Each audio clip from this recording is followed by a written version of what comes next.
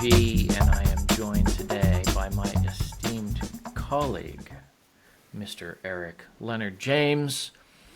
Thank Eric, you. Thank you. welcome back to the Podcart. Thank you very much. Yes. It's an honor to be here, Professor. I think the last time we did this, we were not calling you a professor. I think that's how long it's been. I may have been a professor. I don't think we were calling me one. Okay. People can take that for whatever it's worth.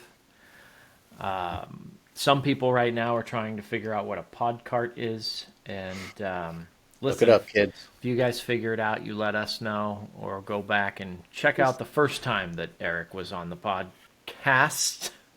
I almost just said uh podcast. just tell them it's an old term from the 1900s. There you go. Yes, it's from the dial-up era.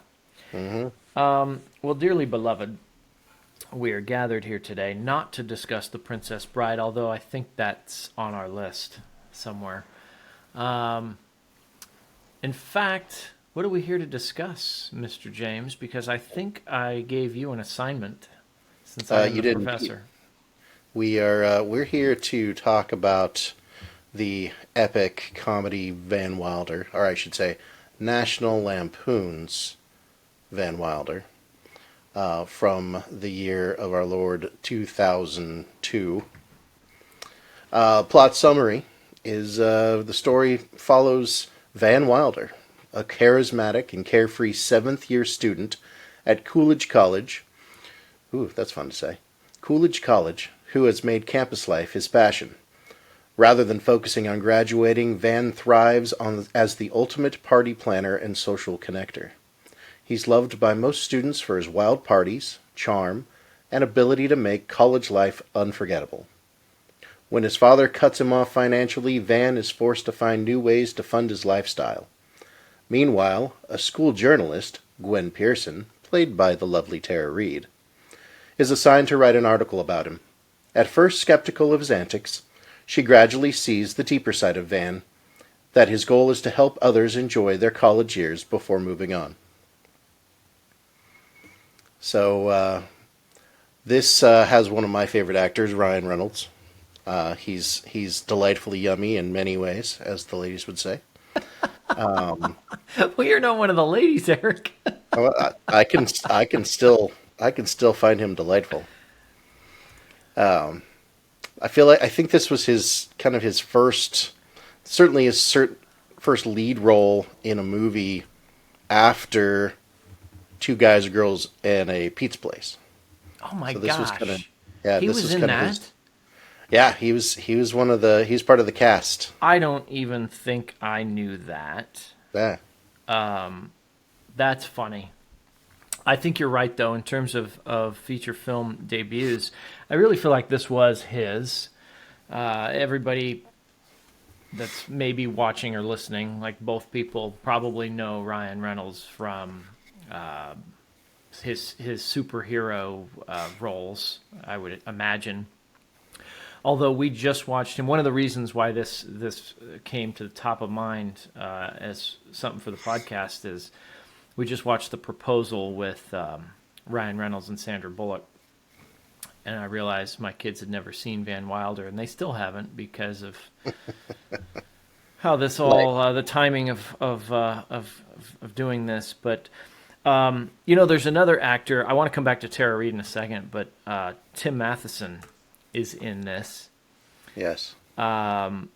And that's another movie that I don't think we've done yet that is on my short list. In fact, maybe what we'll start doing is it'll be like 1 degree of Lead Out Loud podcast, Real Leadership Edition, where the next movie has to have a link to the current movie. We were kind of Oh, doing something like that. that's a fun idea. Yeah, so maybe we'll do Fletch next because Tim Matheson was in Fletch, and so Okay. every time I see him in anything else, I'm like, you do own a pair of rubber gloves, don't you? And if you don't understand that reference, either go watch Fletch or Google it. Um, Tara Reid, are we going to pretend like she's a good actress? No, I don't. I don't think we have to do that.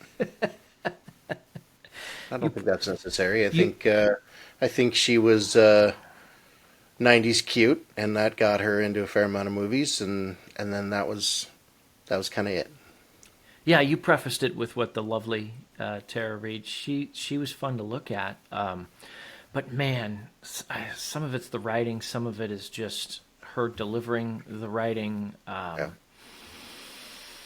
Not the greatest performance in what is otherwise a very lighthearted, entertaining, and well done film. I think.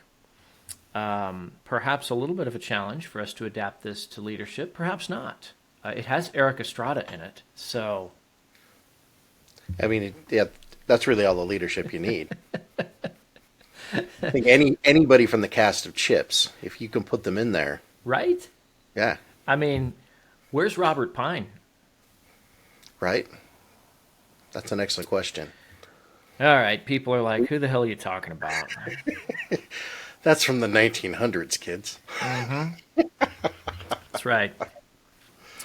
Well, Eric, you are the latest victim here in the Real Leadership edition of the LOL podcast. So I'm going to let you decide. Where do you want to start?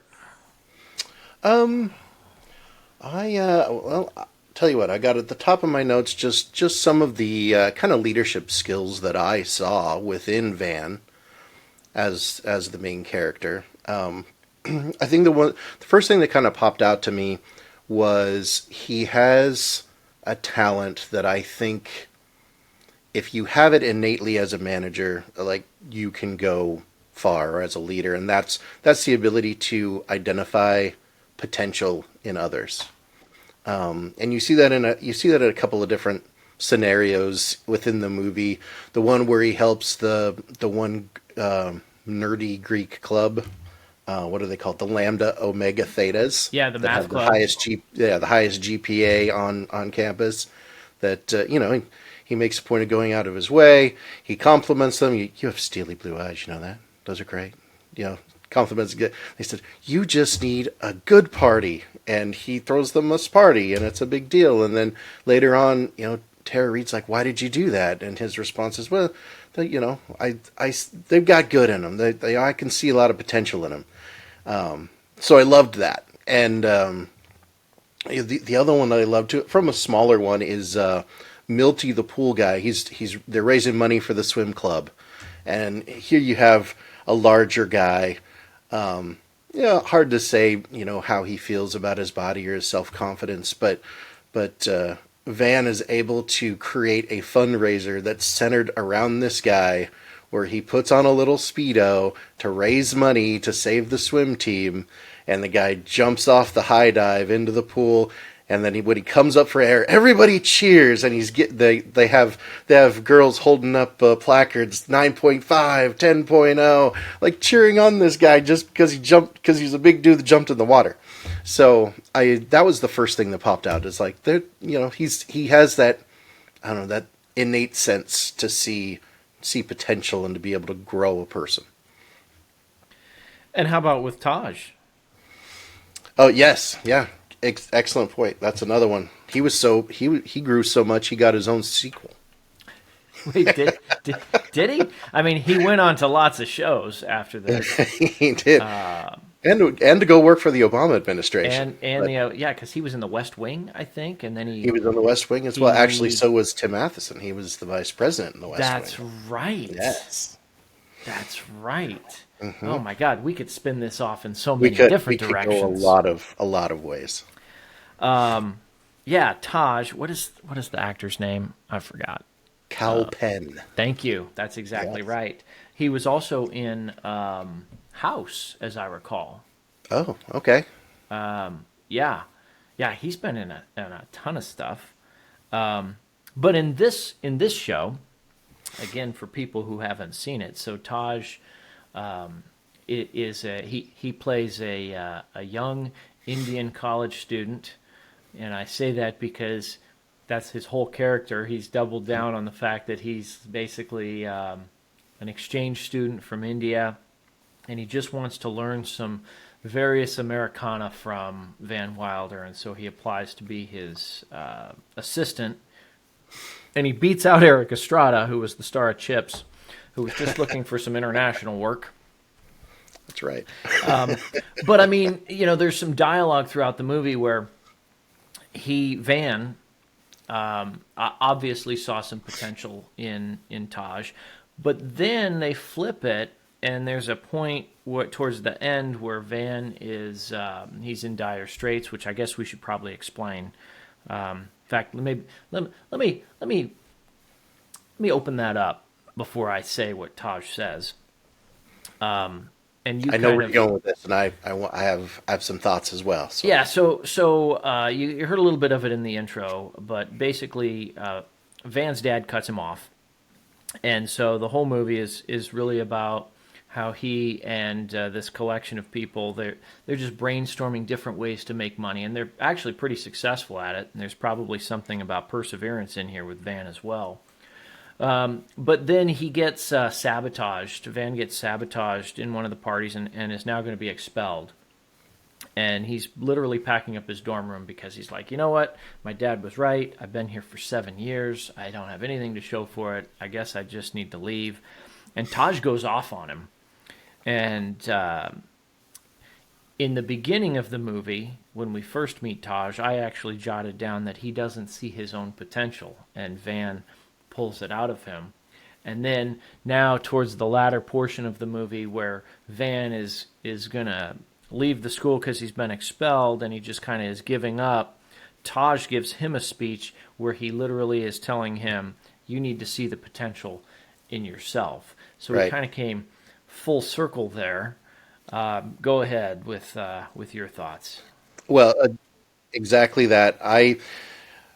And then beyond that, I feel like the entire campus kind of rallies around Van when he's feeling down, when he's kind of given up, and the thought that came to my head was it's like it's a wonderful life. Yes. Where you have this guy that has done such good for his community, gets down on his luck, and the community comes back. And returns the favor or whatever, or says, no, this is a guy that's helped me out, helped this community out. I want to help him when times are down. So I'm glad that you thought of that, because this is totally like It's a Wonderful Life. Oh yeah, I mean, look, the magnitude is different, right? The things that happen in It's a Wonderful Life with Jimmy Stewart's character are, the gravity of those things is far greater. Sure. But the theme here is for sure the same. So yeah, I'm glad you picked up on that, because that's something that I caught as well. And Kal Penn's character, give me his name again. I'm sorry. Taj. Taj, thank you. Taj Mahal. That's exactly right. Yeah. Yep. He's probably the ringleader. Like, get out of your funk, dude. Let's see. So let's go back to Van. Let's stick with Van for just a second here. You kind of covered a lot of this. He is a bit of. Actually, let me ask you this. So I'll try to set this up as well. He's given pep talks to people. He stops by the one kid's room every day, sick boy. He's always got something wrong with him. Van comes by, gives him some kind of soup or medicine or whatever, and, hey, looking good, hanging in there. And he's kind of doing that all over campus. He's got that line where he says, now I forget I think he's talking to Gwen. He's, look, somebody wise once told me that worrying is like sitting in a rocking chair. It gives you something to do, but you don't get anywhere. Yep. And then you already talked about how he likes to raise money. He likes to help people and raise money. So here's the question: is he a cheerleader, or is he a champion? And the reason I'm asking it like that is because I've worked on teams before where somebody will say rather flippantly, usually referring to a senior leader, well, we need a cheerleader, or he or she is a great cheerleader for us. They're really a great cheerleader. And I remember one specific instance where somebody kind of they leaned over and they go, we don't need a cheerleader, we need a champion. A cheerleader's just on the side, kind of like, hey, go. But a champion is out there actually making things happen for you. Sure. So I'm inclined to say within the context of the movie that he is a champion because he is putting forth actions to make these events or these things happen. But they don't intrinsically show him planning these events or anything like that. Like, probably because, logistics are boring to a movie, like something in the genre of National Lampoon. Exactly. But I would like to think that not only is he motivating, but he is also putting forth tangible actions to make these events happen. And he's highly adaptable. That was another thing I jotted down. He starts with one endeavor, topless tutors. Yes. The strip club owner comes and takes his A team back, and so then he's got to pivot to something else. And he's constantly just he never gets down. Like, he never lets the current situation, he doesn't dwell on it. He's just always looking for that path that's going to take him out. Until, of course, that last scene, or not the last scene, but towards the end when Taj has to kind of like grab him by the scruff of the neck, metaphorically, and pull him up, which, of course, is just, mostly a plot mechanism, I feel like. So let's go back to Gwen for a second. So Gwen, played by Tara Reid, setting aside her performance in the movie, which is mid. It's I don't even know if it's 6-7. It's more like 4-5. One thing I was like, well, That was you know for the what? kids out there, right? 6-7. That's right. We're trying to attract a younger audience, Uh-huh. Eric. The next generation. My 10-year-old can't wait to listen to this, and I'll know that he's listening because he'll be yelling 6-7 in the background. So here's what struck me about the character of Gwen. We first meet her. She's with her editor, and they're talking about the story she just turned in, which the editor says is boring. Nobody wants to read it on a college campus. Gwen has these aspirations to be a Pulitzer Prize-winning journalist, and so she wants to write these real, like, quality, in-depth pieces. And he's like, "Hey, can you just do light beer versus dark beer kind of stuff?" And she says basically no. Right. And I thought, okay, you know what? Maybe there's a little something there. You're watching this as just a fun college movie, and you don't think anything of it. She's just the ditzy blonde saying, no, that's not what I want to do. But, this is a leadership podcast, so we're going to put a different set of glasses on here and say, good for her for being principled and knowing what she's after. Yeah, absolutely. It's that I want to say that kind of line of thinking, or that little kind of side plot with her being that driven, serious journalist and everybody just wanting dark beer versus light beer. It's kind of a microcosm for the movie, right? It's to your point previously, in real life, once the topless tutors got taken away, Van probably should have been a little depressed, but it's supposed to be a lighthearted comedy, so we kind of gloss over that. He's still in a good mood and he moves on.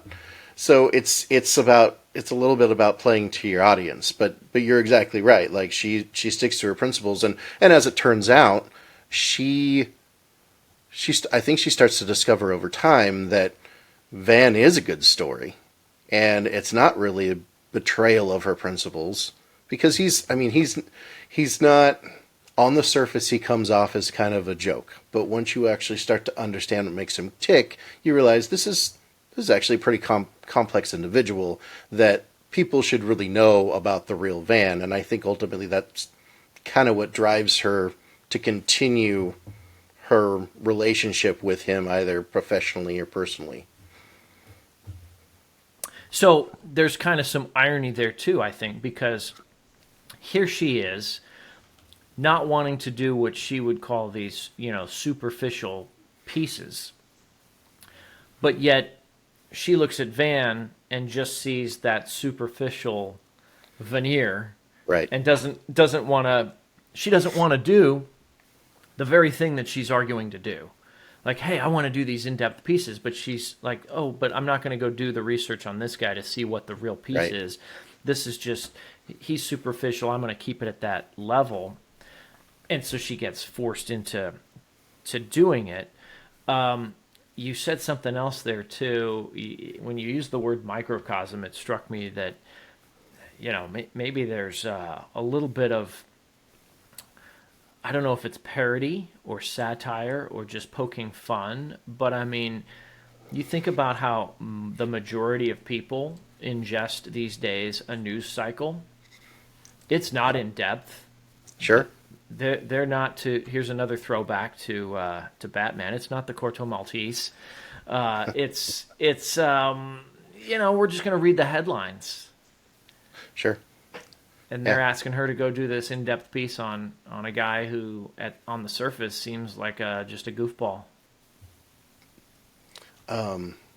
One other layer on that, as her advisor or the manager of the paper, I forget the actor's name, but he was also the main character in That Thing You Do. That's right. He keeps pushing her for it. And I wonder if he's pushing, in hindsight, was he pushing because he's that good of a mentor? He sees that there's a story there that she needs to work at, and kind of guiding her towards, hey, just because something looks like it's not worth your time doesn't mean it's not worth your time. You know what I mean? I feel like I feel like his experience is kind of coming in and guiding Gwen to say, hey, go beyond the surface. Well, that's definitely the character that he's portraying, that mentor. And sorry, I got distracted trying to find him after you said that. But yeah, no, he's playing the wise. Mentor's not the right word, because here's another little tidbit that somebody told me once. The difference between a mentor and a coach. Coaches are very tactical. They're going to teach you how to do something. Okay. They're going to teach you how to shoot better. They're going to teach you how to, write the report, shifting it over into the business world. But a mentor knows what keeps you up at night. Now, I guess you could argue that maybe this guy does know what's keeping her up at night. She wants to go do this, and he's asking her to do that. But I think it's more along the lines of, he says something to her about a real journalist gets the story. Okay, that's more on the coaching side than the mentoring side. Sure. Unless you take it in the direction of, well, she's afraid to go get the story, but I don't think she was afraid. She just was uninterested. Yeah. Okay. Do you want to talk about Dick? Yes, or I certainly would like to talk about the main Dick. Is that the person or the organization? The person. There are many Dicks in this film. There are. And that stands for what? Delta Iota Kappa? Delta Iota Kappa. Yeah. Yep. So Gwen's boyfriend, Richard, is in Delta Iota Kappa, which is just hilarious throughout the movie. Because then not to be too on the nose about it. I mean, oh my gosh. And then you have Jeannie, which we'll talk about her in a minute, but she's the typical, what do they call them? The girls that hang out at the frat houses. There's a name for it. Well, there's a lot of names, but there's one that we can actually say on this podcast without having to put an explicit logo on it.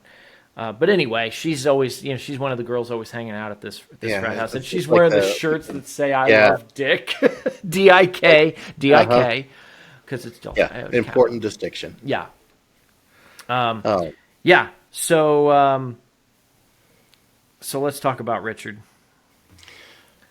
I mean, if you want to talk about, I mean, I've heard on previous episodes of the podcast here talking about being self-oriented versus other-oriented. I think we can Nice. very much, if you want to look up self-oriented in the dictionary, it would be Richard, because he truly cannot see beyond himself. Brian Leahy right now is driving in a car listening to this going, yes! Oh yeah. You know what? And I'm glad you brought that vocabulary up because Van actually I think is very other oriented. Yes. Yep. To, I had that in my notes as well. yeah, That I mean, he's very much. In fact, I wanted when you were talking about how he goes and takes care of the sick kid on a regular basis and seems to be aware of all these different happenings with all of these different people. Van is very much that other oriented individual. and Dick is or Richard is 180 degrees from that. Yep. He's so again just to paint the picture for folks that haven't seen the film. Very stereotypical frat boy who is trying to get into medical school. He's on this path. At one point, he's playing a prank on Van and invites him over to Gwen's parents' house, and he's introducing him to everybody, and everybody in the room's a doctor. And of course, Van's been in school, in college, studying to get his bachelor's degree for 7 years. So, he's trying to intimidate and mock him. And that's where I wrote down adaptable, by the way, because, Richard's trying to put him in this situation where he thought he was just going to be uncomfortable and, I don't know, implode or leave. And Right. what does Van do? He starts playing a game with everybody. He's got them, Yep. doing the thing with the orange and with their necks. And but anyway, so yeah, Richard is this stereotypical guy who just sees only the path between him and the next step. And when he proposes to Gwen, first of all, he shows her the ring and he says "lucky girl," which is very self-oriented. Reminds me of Gaston from Beauty and the Yes, Beast. The lucky girl I'm going to marry. Oh my God! Yes. Oh, that's it. That's perfect. Yes, he is Gaston. He is Gaston. That's so perfect, and because he's not. It's not like a lucky girl. He's giving her the winning lottery numbers to a future drawing, right? That would be other oriented. No, this is lucky girl because you're going to marry me. Yeah. And then what is the other thing that he says? Oh, he says the Richard and Gwen plan is kicking in, and she's giving him this look like, what the hell are you talking about, right? Right. Because it's clearly not the Gwen. He doesn't. Van's got a line later on where he tells Richard, "You have no idea what Gwen wants," Right. which is accurate because It's yes. Richard's got his head so far up his ass he can see back out his eyes again. Right. Well, every time, almost every interaction that he has with Gwen, it's about her doing something for him. So her doing something to support him.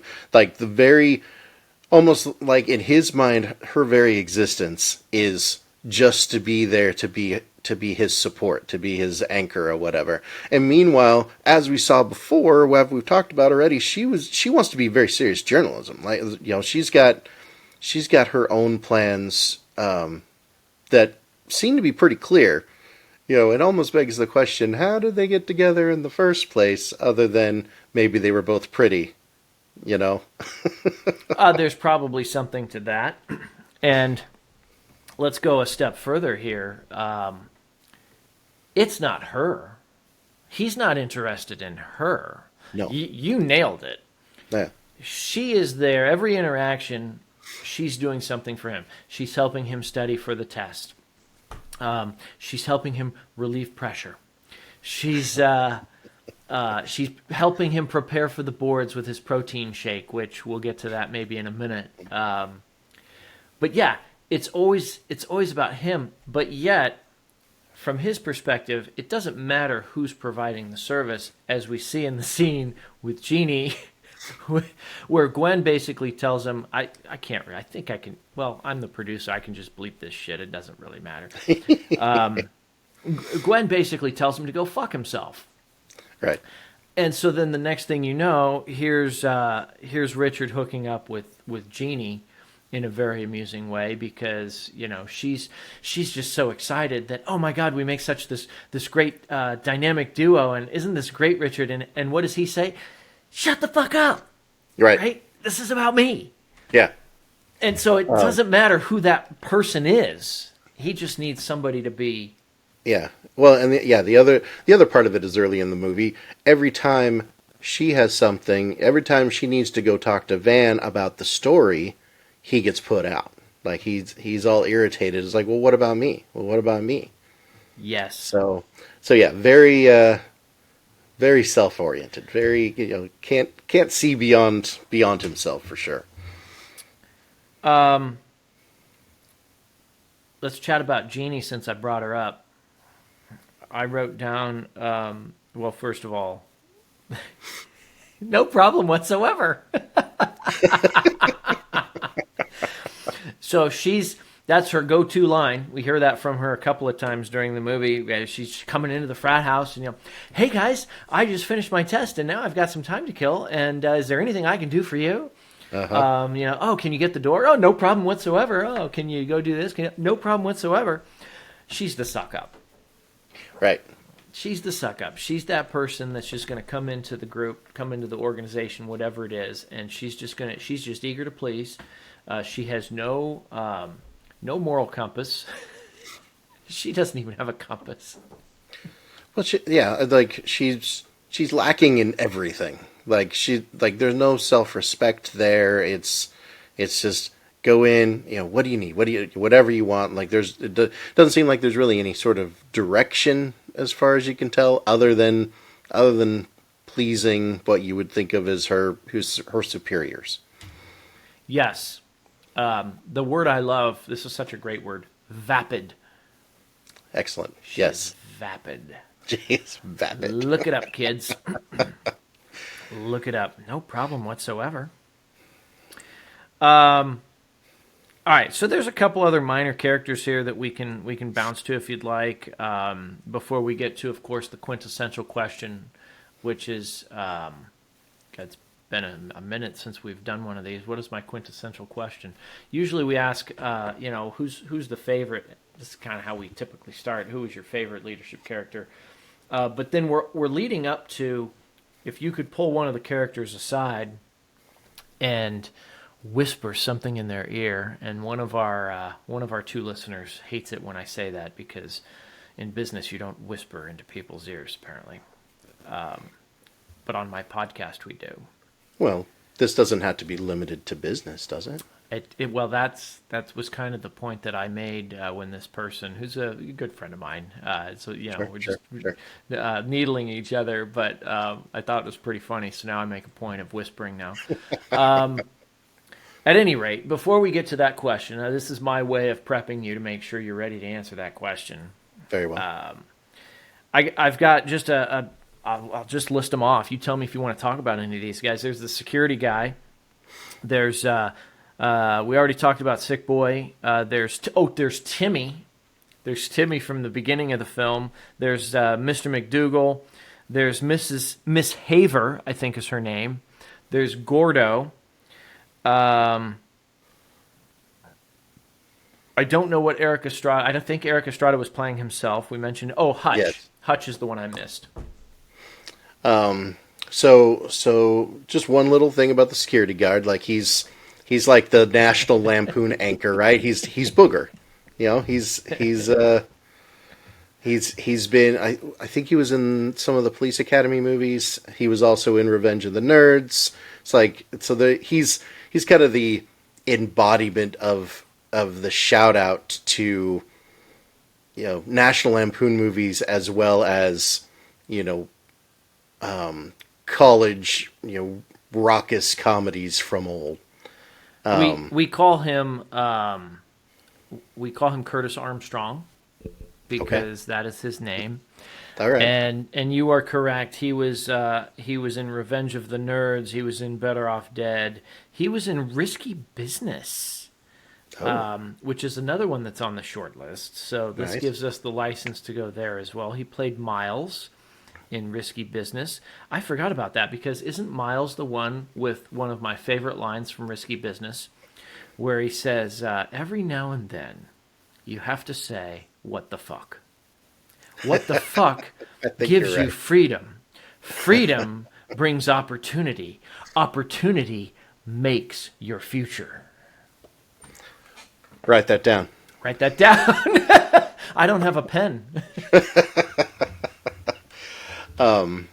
So yeah, a little shout out for him, and then it was a Professor McDougal, right?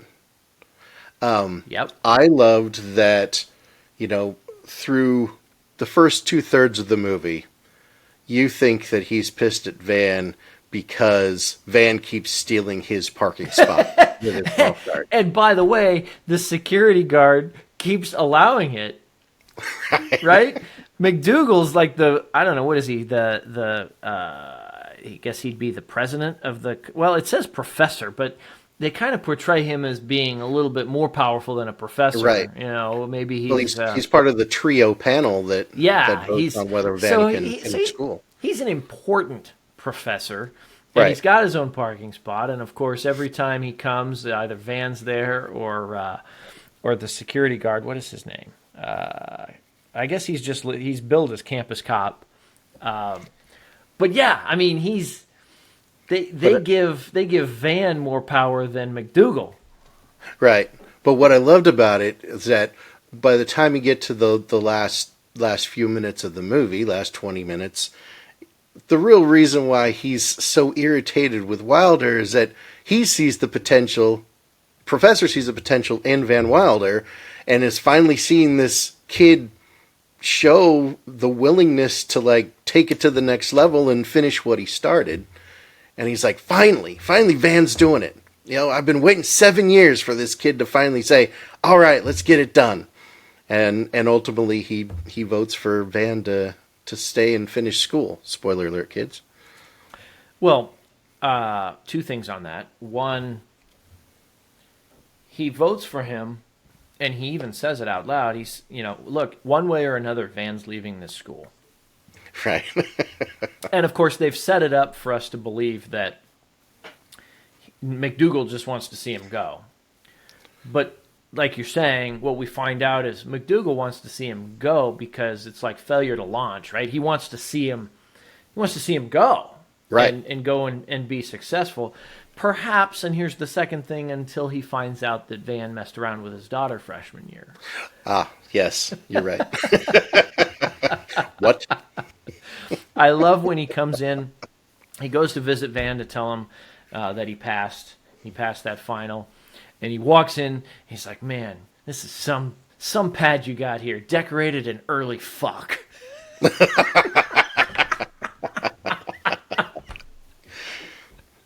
That's how I'm decorating my man cave.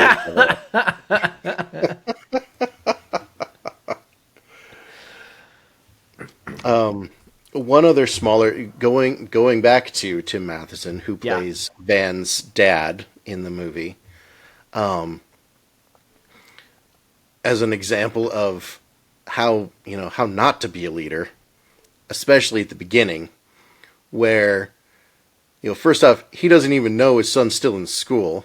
One of his advisors says, "Oh yeah, you need to pay Van's tuition for $33,000," and his response is, "He's still in school." Father of the year, right there. Right. Which just as a quick aside, so Eric and I are on a text thread with a couple of other friends where the topic of back to school night just came up. Uh-huh. And we're doing some combination of complaining about it, but also saying how there's some value in it. And here's Tim Matheson as Vance Wilder Sr. Never mind back to school night. He didn't even know his kid was still in school. Right. For 7 years. And then when he realizes that Van is still in school, he goes, finds him in person, and then tells him what a waste of an investment. Listen, that's how much he cared. Right? Yeah. That is funny. Why didn't he just call him? Like, they could have put that in the script, right? They could have just... I don't know. But he goes and finds him, and you're a waste of investment. And it's not until after he graduates that he says, "You're a great investment, son." Right. How messed up is that? But, okay. All right. So, man. All right. Here I thought we were almost done, but you've just opened up Pandora's box here. First of all, it is interesting from a writing perspective. They could have written that. They could have incorporated all the elements. Because, again, for people that haven't seen it, Van's dad finds out from his assistant as they're going down all these expenses, right? Oh, you owe $20,000 for the yacht club. You owe $10,000 for the new Mercedes you bought. You owe whatever it was, $7,000 for your son's tuition. Wait, like, that's the one that gets his attention. Right. All these other superfluous, like, higher dollar amounts. No. But that's the one that gets it. Van's still in school, and it's almost like, it's not even almost, it is like, so it's not the money. He's disappointed. Right. In his son. He thinks, Yep. Oh my God, in 7 years he hasn't been able to accomplish anything. But then fast forward when he comes and now he's basically at the big graduation party. The reason he's there is because he read Gwen's article that she finally finished, where she did the actual in-depth human interest piece and unpacked this person that is Van, this character, and it turns out that he's a pretty cool dude. Yeah. Well, and so... that she had to mail to his dad, by the way. Right. Yeah. Now, going back to, it's interesting how they did that. I don't know, maybe Tim Matheson needed more screen time for the SAG royalties or something, because they could have set that up on the phone. In fact, that would have made more sense, again, based on how they're portraying him with all that superficial stuff. Like, he was a busy dude. Really, you're going to stop by your kid's campus? He'd already put the stop payment on the check. They could have played it that way, where Van just finds out.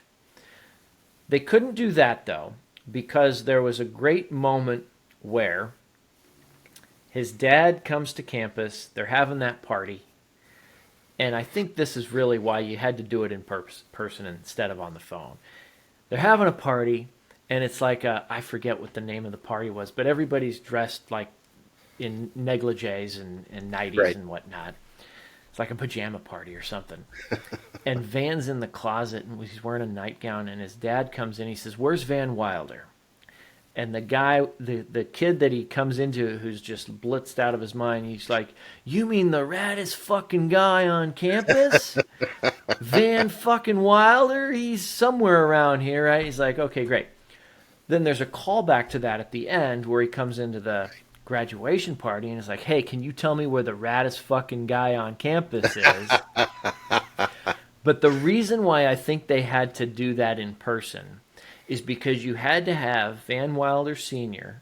come in, open that closet, see his son there dressed in a negligee, and experience the disappointment. Like, Van's still in school. Oh my God, he hasn't accomplished anything. He had to go and see the state of the unaccomplishment, or at least what it appeared to be. Sure. In order to really drive that home. I think that's why they did it that way. To show the growth of the dad. To show the growth of the dad and a little callback. And to have the callback and to allow the dad then to go, and he's basically confirming what he believed when he was told his son was still in school after 7 years. Okay. By the way, I mean 7 years. How long did you spend in college, Eric? I don't want to talk about it. Actually, see, now you said it, so I'm going to bring it up. I do feel like both you and I we kind of followed our own Van Wilder path in a matter of speaking. We did not throw as many parties. We did not throw as many parties, but I felt like our time as I don't know. Did we explain that we met in college and we graduated together? I guess as a good host, I should fill that in for people that aren't going to go back and watch. But yes, Eric and I have known each other for a month of Sundays. Indeed. And we did graduate the same year, 2003. 2003. I think you had an extra year on me. Yes. Yes. Okay, and you did a couple of years at the community college. Yes. So I was 6 short years in college. I feel like you were lucky number 7. I think I was lucky number 7. So really, you are Van Wilder. But more, I was thinking more along the lines of, yes, we were there a little longer than one would expect, but by the time we got out of there, I felt like we knew everyone on campus. Like, That's because seriously. we worked so many jobs, Eric. Well, call it what you will. Some of us met the entire campus by throwing parties like Van Wilder. The rest of us, we did it by delivering mail on campus. We knew the important people, like the folks that were in charge of the financial aid checks. Exactly. No, I knew the financial aid people. I was going up to the president's office, and like I knew everybody in the admin building at one point. So to a certain extent, I certainly feel like I kind of relate to Van Wilder, and I feel like you do as well, just from the standpoint of you knew the entire campus by the time we left. Well, look, maybe that's a good spot to start to land the plane, Sure. as we sometimes say. I mean, we didn't really talk about why was Van Wilder there so long, and you're kind of hitting on a little bit of it. I mean, in our case, there are some other reasons. We were forging our paths, and we were working, but there is something to be said about the comfort aspect of it. And I mean, we were blessed to go to school in what I would consider one of the top 5 greatest places on the planet, of the places I've, experienced so Sure. far. So, the joke was, well, why would you want to leave? And that's one of the big problems that they used to have at that school is, people didn't want to leave. So they'd have people that were there for 6, 7, 8, 9 years. Because if you graduate, you got to leave this great place. You got to leave the great people. You got to go out and actually do something. And so there's something to be said here, I think, for stepping outside your comfort zone, which is the conclusion that Van comes to at the end of the movie. He's like, yeah, you know what? I don't know what I'm afraid of. I guess it's just leaving here and doing something different. And that's what he has to do, though. He was at a point where there was no more growth. He was well liked and knew everybody. That's all great. But now it's time to go and grow, and that means stepping outside the comfort zone. You actually segue nicely into who would I whisper to in their ear. Do it. Because I felt like I would go to Van, partially because when you look at all the things that he accomplishes throughout the movie, like he's got all the skills and he's got all of the abilities that he can go and be a successful event planner, entrepreneur. Like he could go, he's got all of the ability. He's got the charisma. He's got the desire. He cares for people. He could go out and really make something of himself. And I almost feel like he was stuck in an ideology where the sorts of things he was doing in college were not things he could continue on to once he graduated. And the way I kind of took it was, he's in his comfort zone. He's a little afraid to get out of that. And I would whisper, what I would like to do is go whisper in his ear and say, first off, I say, Ryan Reynolds, I want you to know that I'm heterosexual male, but I think you're gorgeous. Then I would tell him, you can go do these things in the real world. You can do this beyond college. don't don't assume that you have to fit into a box after you've walked out of this place. And that's what I would that'd be what I'd whisper to him. Not necessarily in that order. Thank you for clarifying the order of operations. I would whisper to Gwen that you're not a very good actress, but you're smoking hot. The eyes. She's got great eyes. And the important thing is the whispering Yes. in this particular case. No, that was good. I know that this is the question that comes up at the end of every episode, and I'm never prepared to give an answer myself. So now I'm on the spot, and I got to pick I something. stole yours, didn't I? Did I steal yours? I stole yours. No, probably not, because usually I'll say this. Usually I pick a character that I feel like I could get through to. And a lot of times there's, a bunch of characters that I feel like there's things I could say, but are they going to be productive? In this case, I might be less productive. I'd like to pull Richard aside and say, hey man, you're a dick. Not productive, really, but it might make me feel better. I don't know. I feel like maybe if I'm not going to say something to Van, I'm probably going to say something to either his dad or maybe Taj. I think probably I'd lean towards Taj, and it would be something along the we didn't talk a lot about him. He just gets so exuberant about things that they tend to fall apart in very dramatic fashion. He sets himself on fire, Right. because he went overboard. Right. And maybe I'd pull him aside, and just say, "Hey, man, take a beat, right? Yeah. Just relax.